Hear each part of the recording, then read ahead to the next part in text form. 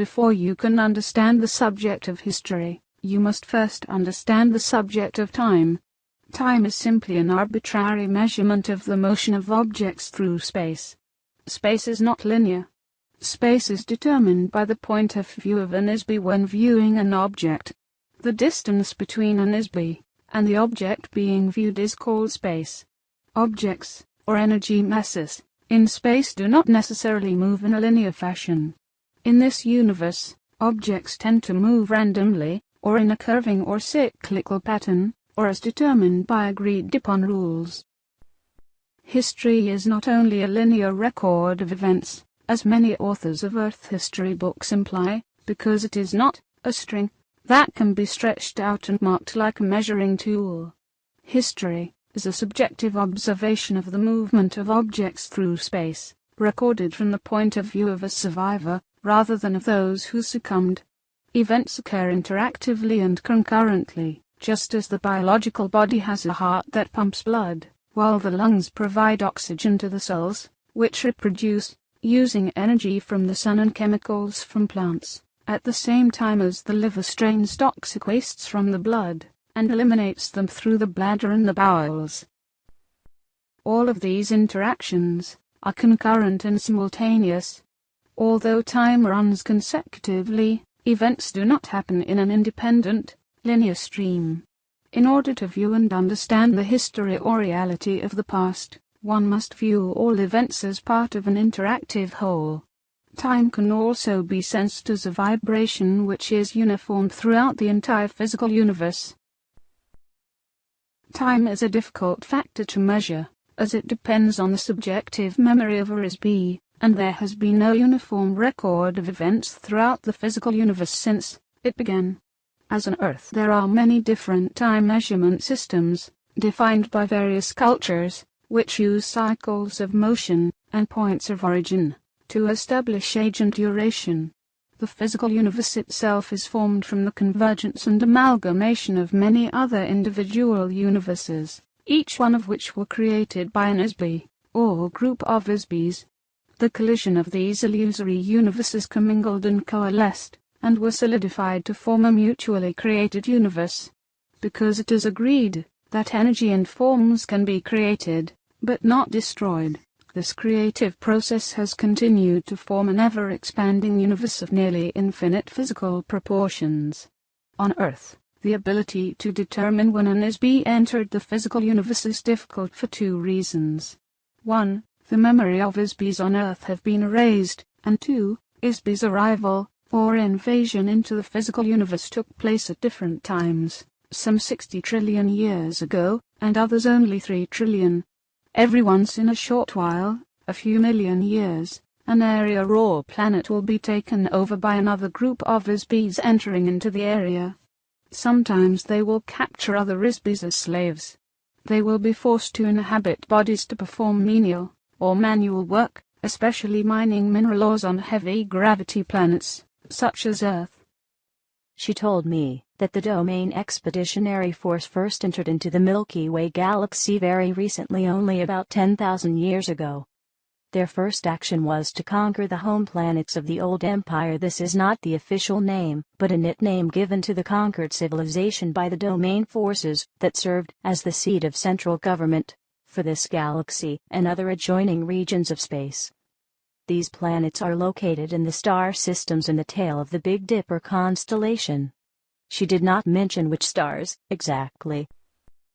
About 1,500 years later, the Domain began the installation bases for their own forces along the path of invasion which leads toward the center of this galaxy and beyond. About 8,200 years ago, the Domain forces set up a base on Earth in the Himalaya Mountains, near the border of modern Pakistan and Afghanistan. This was a base for a battalion of the Domain Expeditionary Force, which included about 3,000 members. They set up a base under or inside the top of a mountain. The mountain top was drilled into and made hollow to create an area large enough to house the ships and personnel of that force. An electronic illusion of the mountain top was then created to hide the base by projecting a false image from inside the mountain against a force screen. The ships could then enter and exit through the force screen, yet remain unseen by Homo sapiens. Shortly after they settled there, the base was surprised by an attack from a remnant of the military forces of the old empire. Unbeknownst to the domain, a hidden, underground base on Mars, operated by the old empire, had existed for a very long time. The domain base was wiped out by a military attack from the Mars base, and the ISBs of the domain expeditionary force were captured. You can imagine that the domain was very upset about losing such a large force of officers and crew, so they sent other crews to Earth to look for them. Those crews were also attacked. The captured ISBs from the domain forces were handled in the same fashion as all other ISBs who have been sent to Earth. They were each given amnesia, had their memories replaced with false pictures and hypnotic commands, and sent to Earth to inhabit biological bodies. They are still a part of the human population today. After a very persistent and extensive investigation into the loss of their crews, the domain discovered that the old empire has been operating a very extensive and very carefully hidden base of operations in this part of the galaxy for millions of years. No one knows exactly how long. Eventually, the spacecraft of the old empire forces and the domain engaged each other in open combat in the space of the solar system. According to Airl, there was a running battle between the old empire forces and the domain until about 1235 AD, when the domain forces finally destroyed the last of the spacecraft of the old empire force in this area. The domain expeditionary force lost many of its own ships in this area during that time. About 1,000 years later, the old empire base was discovered by accident. In the spring of 1914 AD, the discovery was made when the body of the Archduke of Austria was taken over by an officer of the domain expeditionary force. This officer, who was stationed in the asteroid belt, was sent to Earth on a routine mission to gather reconnaissance. The purpose of this takeover was to use the body as a disguise through which to infiltrate human society in order to gather information about current events on Earth. The officer, as an ISB, having greater power than the being inhabiting the body of the Archduke, simply pushed the being out and took over control of the body. However, this officer did not realize how much the Habsburgs were hated by feuding factions in the country. So he was caught off guard when the body of the Archduke was assassinated by a Bosnian student. The officer, or ISB, was suddenly knocked out of the body when it was shot by the assassin. Disoriented, the ISB inadvertently penetrated one of the amnesia force screens and was captured. Eventually, the domain discovered that a wide area of space is monitored by an electronic force field which controls all of the ISBs in this end of the galaxy, including Earth. The electronic force screen is designed to detect ISBs and prevent them from leaving the area. If any ISB attempts to penetrate the force screen, it captures them in a kind of electronic net. The result is that the captured ISB is subjected to a very severe brainwashing treatment which erases the memory of the ISB. This process uses a tremendous electrical shock, just like Earth psychiatrists use electric shock therapy, to erase the memory and personality of a patient, and to make them more cooperative. On Earth, this therapy uses only a few hundred volts of electricity. However, the electrical voltage used by the old empire operation against ISBs is on the order of magnitude of billions of volts. This tremendous shock completely wipes out all the memory of the ISB. The memory erasure is not just for one life or one body. It wipes out all of the accumulated experiences of a nearly infinite past, as well as the identity of the ISB. The shock is intended to make it impossible for the ISB to remember who they are, where they came from, their knowledge or skills, their memory of the past, and ability to function as a spiritual entity. They are overwhelmed into becoming a mindless, robotic, non-entity. After the shock, a series of post-hypnotic suggestions are used to install false memories and a false time orientation in each ISB. This includes the command to return to the base after the body dies, so that the same kind of shock and hypnosis can be done again and again, forever. The hypnotic command also tells the patient to forget to remember.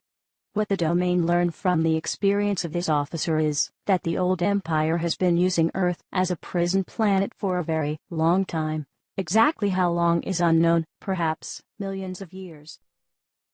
So, when the body of the ISB dies, they depart from the body. They are detected by the force screen, they are captured and ordered by hypnotic command to return to the light. The idea of heaven and the afterlife are part of the hypnotic suggestion, a part of the treachery that makes the whole mechanism work. After the ISB has been shocked and hypnotized to erase the memory of the life just lived, the ISB is immediately commanded hypnotically to report back to Earth as though they were on a secret mission to inhabit a new body. Each ISB is told that they have a special purpose for being on Earth. But, of course, there is no purpose for being in a prison, at least not for the prisoner. Any undesirable ISBs who are sentenced to Earth were classified as untouchable by the old empire. This included anyone that the old empire judged to be criminals who are too vicious to be reformed or subdued, as well as other criminals such as sexual perverts or beings unwilling to do any productive work. An untouchable classification of ISBs also includes a wide variety of political prisoners. This includes ISBs who are considered to be non-compliant freethinkers or revolutionaries who make trouble for the governments of the various planets of the old empire. Of course, anyone with a previous military record against the old empire is also shipped off to Earth.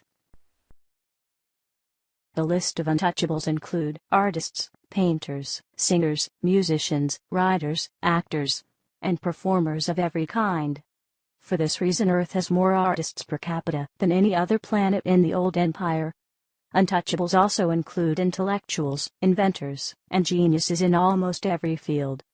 Since everything the old empire considers valuable has long since been invented or created over the last few trillion years, they have no further use for such beings. This includes skilled managers also, which are not needed in a society of obedient, robotic citizens. Anyone who is not willing or able to submit to mindless economic, political and religious servitude as a tax-paying worker in the class system of the old empire are untouchable and sentenced to receive memory wipeout and permanent imprisonment on Earth. The net result is that an ISB is unable to escape because they can't remember who they are, where they came from, where they are. They have been hypnotized to think they are someone, something, sometime, and somewhere other than where they really are. The domain officer who was assassinated while in the body of Archduke of Austria was likewise captured by the old empire force. Because this particular officer was a high-powered ISB compared to most, he was taken away to a secret old empire base under the surface of the planet Mars. They put him into a special electronic prison cell and held him there. Fortunately, this domain officer was able to escape from the underground base after 27 years in captivity. When he escaped from the old empire base, he returned immediately to his own base in the asteroid belt. His commanding officer ordered that a battle cruiser be dispatched to the coordinates of the base provided by this officer, and to destroy that base completely. This old empire base was located a few hundred miles north of the equator on Mars, in the Cydonia region. Although the military base of the old empire was destroyed, unfortunately, much of the vast machinery of the ISB force screens, the electroshock, amnesia, hypnosis machinery, continues to function in other undiscovered locations right up to the present moment. The main base, or control center for this mind control prison operation, has never been found. So, the influences of this base, or bases, are still in effect. The domain has observed that since the old empire space forces were destroyed, there is no one left to actively prevent other planetary systems from bringing their own untouchable ISBs to Earth from all over this galaxy and from other galaxies nearby. Therefore, Earth has become a universal dumping ground for this entire region of space. This, in part, explains the very unusual mix of races, cultures, languages, moral codes, religious and political influences among the ISB population on Earth. The number and variety of heterogeneous societies on Earth are extremely unusual on a normal planet. Most Sun-type 12, Class 7 planets are inhabited by only one humanoid body type, or race, if any.